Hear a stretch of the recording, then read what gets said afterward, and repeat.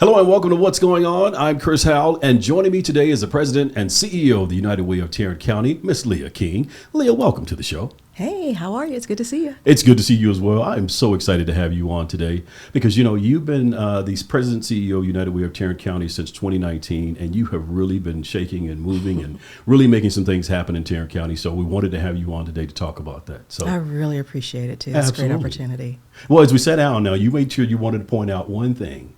Talk about this Centennial and the significance of that. So here's the thing that's really, really cool.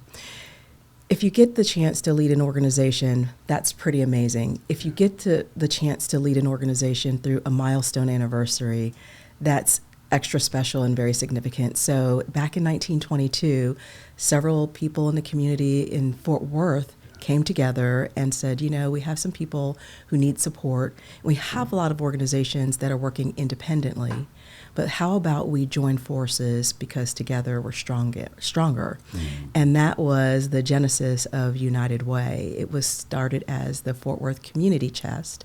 And a lot of communities around the country had what they called then community chests.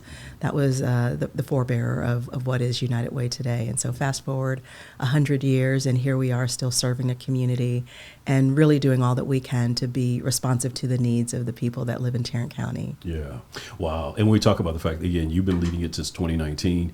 Talk about that thing that you're most proud of that you've been able to accomplish in your tenure. Well, if you think about when I became CEO, it was November 2019, so literally just a few months before our lives changed dramatically. When I think about the things that we did during that time frame, there was no playbook. There were no directions or guidelines. What we knew was that things changed literally like flipping a light switch on and off. So people went from being self-sufficient in many cases, but the number of people that needed urgent help rose dramatically. Mm-hmm. And so I am proud of our team for so many reasons. Number one, we had to continue to do our regular work, but to do it remotely and not with one another. But then the needs just started to grow, and we became aware of a number of things that we could help. So I'll give you an example. If you think about the essential workers, particularly childcare workers, every community was really working hard to keep daycare and childcare facilities open so that their parents could still go to work. Their parents might have been nurses and doctors, EMTs, et cetera. Well, they needed to be safe, so they needed PPE. They needed to have, the full garb, but also hand sanitizers and wipes and sprays and things like that. Initially, our county, Tarrant County government, was making those things available, but the need grew so quickly that they called and said, hey, can you help us out? What we ended up doing was, since our building was empty, we filled many rooms with literally pallets of different things that would keep people safe and keep the surfaces clean. And at the end of the day, we probably distributed about 2 million pieces of PPE to churches, to nonprofits, and to organizations that were having to stay open throughout the pandemic. That's just one big thing that we got to do, but it was literally could be the difference between life and death for so many. You're absolutely right. I mean, and in full disclosure, the Chris Howell Foundation actually received some of those things that you guys were contributing to the community and make possible for us to continue to do the work that we were doing. So thank you so much for that. That's what we're proud of, because we knew we couldn't be in front of all the people that needed it, but with partners like the Chris Howell Foundation, it allowed us to get more deeply rooted into the community and to get that equipment into the hands that most needed it. Yeah. And I will say, again, just seeing your leadership throughout that time and even since then, I mean, the community, not only in Tarrant County, but in the North Texas in large, is certainly proud of you and the things that you've been able to accomplish. I guess I want to ask you, in your leadership, you make it look so easy. So what is it in your past experience that you relied on and that guides your leadership even today? I feel like everything that I did in my career prepared me for where I am today. And it's very easy, particularly when you're young, to think, oh my goodness, I want to just advance and grow and grow. But the reality is that you need to do the work. And if I had not had a solid foundation, then I wouldn't be as effective as I'm able to be today. So I'll give you an example. one of the first companies that I worked for, I had the opportunity to work in multiple departments. So I believe I was hired in on the sales side.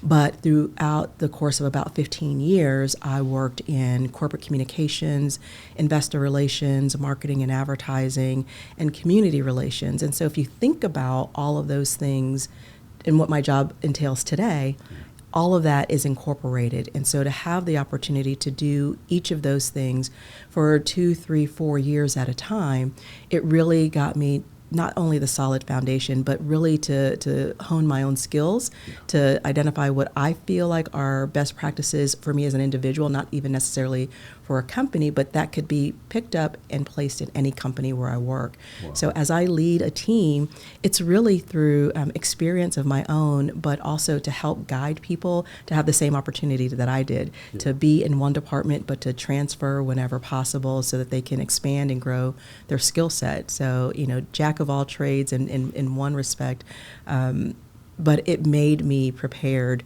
for the hard days, long days that we often experience today. Wow. And this is not in my initial notes, but you just made me think of this. We always, in this program, we always want to talk about what's going on in the community, certainly to inform the community. But as I hear you speak, we also make sure we want to leave nuggets for those young people who are aspiring to be where we are today. As an African-American woman in leadership, what's your word of advice to that young woman who aspires to be in leadership, such as yourself? So the first thing that I realized when I would be sitting in these conference room meetings with all these older guys, I was in my 20s at the time, and I was certainly the only person of color, let alone black person, in the room. And I can remember thinking there might be questions being asked, or some problem that we were trying to solve, and I would be so shy, I just wouldn't say a lot. And invariably, either someone would make a point or ask a question that I was thinking of, and after the nth time, I don't even know how many times that happened, I just said to myself, that's it, right? There's no more sitting back. If you want to have the opportunity to have your voice heard, you have to use it. So speak up. And so the first part to that, though, is trusting your gut and knowing that what is stirring there is likely a good question, a good suggestion, a good recommendation. And if it's not, likely you're not in an environment where somebody's going to say, oh, that was stupid, go away. It's just not going to happen that way, right? You might get some additional information that you might not have had access to or something like that. But really, you got to trust your gut, speak up, lean into that voice. And once you do that and you practice, it's like a muscle, right? Yeah. You practice and you strengthen that muscle, and then it becomes second nature. Wow, good stuff. If you're just tuning in, you're listening to What's Going On. I'm Chris Howell, and joining me today is the president and CEO of the United Way of Tarrant County, Miss Leah King. So again, Leah, as we continue in the discussion, on your website, there is this statement that says, at United Way of Tarrant County, we believe knowledge is power, but we also believe that knowledge without action is worthless. Expound on that, will you? Let me tell you something. We can talk and talk and talk all day, all night. We can learn and learn and learn all day, all night. Yeah. But if we're not doing something with the talk and with the learning, then it's absolutely worthless. I believe in that so strongly. There are people that need support. It doesn't necessarily matter their socioeconomic status. It doesn't matter their race. It doesn't matter their gender or religion. What does matter is that if we have information or resources that help people, but we don't put that into action, then we might as well shut our doors and go away. It is our responsibility as people, as humans, as an organization to actually do something to make people's lives better. Otherwise, there's just no point in us getting up every day. We have to do what we can to make something happen. So you got to take some action. And sometimes it's risky, but you've got to do it. You've got to do it. At worst, you might learn something and you won't repeat that again. But at best, you've changed somebody's life for the better. Yeah. Wow. I love it. So you've talked about it earlier, some 100 years you guys have been serving the community. You guys have mastered the part of giving leadership and providing resources to other organizations. Talk about how one goes about partnering with you all. Mm-hmm. So it's important to know that for us, we typically will do research that tells us exactly what's happening within the community. It's important to identify exactly what people are struggling with, where they are struggling with it. And then we take that data and we send an invitation basically to nonprofit organizations within the community to seek support, resources, financial resources more specifically, from our organization that works in one of those issue areas. So it might be on financial resiliency and financial empowerment. It might be on access to health care or access to quality child care. Yeah. It might be how do we improve the educational resources available to our young people, or it might be something that serves military and veteran families. So we make it very clear on what it is that we are seeking. Mm-hmm. So one example would be we have one fund that was started by a group of women in the community, but their stipulation, if you will, is that any funds distributed from what they've donated has to go directly to benefit women and children.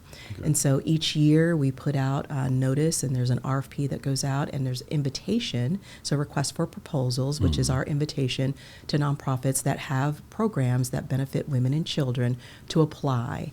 And what we've done over the past 3 years, we've had a luncheon once a year to make the awards to the organizations that are the beneficiaries, if you will, the ones selected by our volunteers to receive funds. So we do that throughout the year. So what I would encourage people to do is to go to our website, which is unitedwaytarrant.org. That's unitedwaytarrant.org.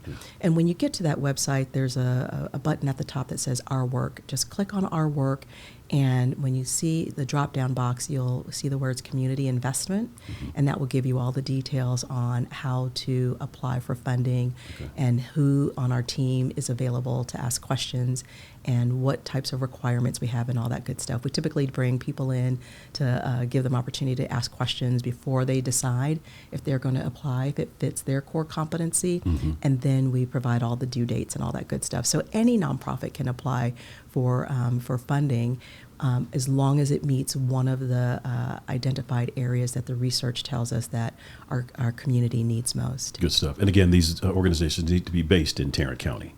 They don't necessarily need to be based in Tarrant County, but for their services have to be provided in Tarrant County. Okay, good stuff. Because the requirements from the people from whom we raise funds, we raise it and we invest it locally. Yeah, good stuff, good stuff. All right, once again, if you're just tuning in, I'm Chris Howell, and I'm talking today with Leah King. She is the president and CEO of United Way of Tarrant County, and we're talking about all the wonderful work that they're doing to really move the community, or Tarrant County community, forward. Leah, I want to come back to this. You talked a moment ago about quality child care. That's extremely important today because many times folks are having a challenge going to work because they can't find quality child care. Talk about, again, maybe some of the ways that you guys are assisting to help folks to be able to take care of that. This is a major issue, and I think that if we don't do a better job at resolving this, it's going to continue to impact the workforce. We already have so many employers that are struggling to get women back into the workforce. They're starting to come back, which is great, but I think everybody realized quickly when many child care facilities closed down during the pandemic that moms mostly could not come back because they didn't have anywhere to take their children. Yeah. So it's one thing to say you can drop them off at a daycare, but if there's not structured programming to prepare those children as they get ready to enter pre-K and kindergarten, then we've lost critical years that you just cannot get back. And so a child care facility is fantastic, but one that has curriculum that's age appropriate is even better. And I will tell you, probably 50 years ago, this conversation was going on at United Way, and we helped to start one of the largest child care providers in Tarrant County, Child Care Associates. Okay. And that was born out of an idea and then identification of the challenge and that need within the community. And the folks in the community came together through being asked and invited by United Way, let's sit around a table and let's figure this out. And ultimately what came about was one of the biggest Head Start providers in Tarrant County. And so we're very proud of that history, but we're even prouder of the children that they care for and that they prepare to enter into school. Wow. Man, that's great stuff. Because as you pointed out, it's extremely important. And if we don't get that corrected, then we continue to see the cycle of folks not being able to go out and get quality jobs, things of that nature, That's right. because they don't have quality child care. All right, we've only got about a minute left. Oh, in this my. closing moment, what would you like, as folks, not that we hope you go anywhere anytime soon in terms of your tenure there at United Way, but as you look back on your leadership in the years to come, what would you hope folks would say about you? I want people to know that whenever they came for help, that we found a way to say yes. Yeah. You know, we listened to the needs of the community in a variety of ways. It might be directly from grassroots leaders. It might be from county government or city government. We hear from and get a chance to partner with so many of our municipalities on a variety of things. So I want it to be known that, you know, when a mayor called or when a neighborhood leader called and said, this is a challenge that we're experiencing in our community, can you help? We found a way to help. Yeah. That's what we are there to do. That's my job, to make sure that we get barriers out of the way so we can say yes. Well, I've seen you do it up close and personal, and you do it very well. Thank Leah you. King, thank you so much for your leadership. Chris, thank you. Absolutely. All right, well, that's our edition of What's Going On. I want to invite you to join us again next week for more of What's Going On.